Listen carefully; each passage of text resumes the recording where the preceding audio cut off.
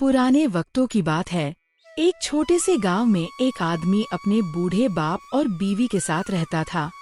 घर छोटा था, मगर मसला दिलों का था। मैं अब इस बूढ़े आदमी की खिदमत नहीं कर सकती।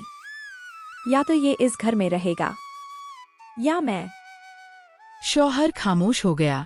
एक तरफ बाप, दूसरी तरफ बीवी। अब्बाजान, चलिए जंगल चलते हैं, लकड़ियां इकट्ठी करते हैं। बूढ़ा बाप खुश हो गया। उसे लगा बेटा उससे मोहब्बत करता है। जंगल पहुंचकर बेटे ने कहा, अब्बा आप यहाँ बैठें, मैं लकड़ियां लेकर आता हूँ। अगर भूख लगे तो ये खाना खा लेना। मगर वो कभी वापस नहीं आया।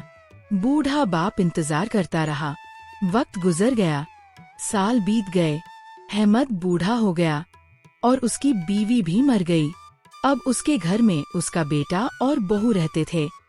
मैं इस बूढ़े का काम नहीं कर सकती, इसका कुछ करो।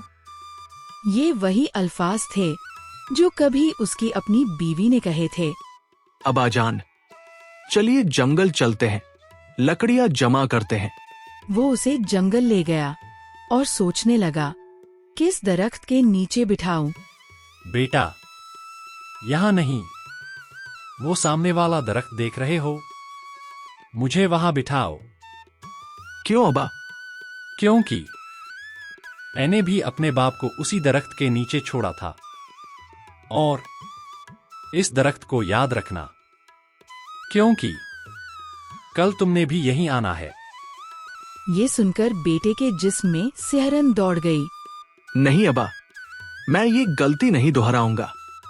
वो अपने बाप को गले लगाता है और घर वापस ले आता है। अगर तुम्हें इस घर में रहना है तो मेरे बाप की खिदमत भी करनी होगी, वरना तुम जा सकती हो। मुझे माफ कर दो, मैं अपनी गलती मानती हूँ।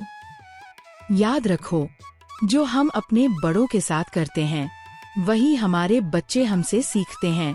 जिंदगी एक आईना है, जो दिखाओगे वही वापस मिलेगा।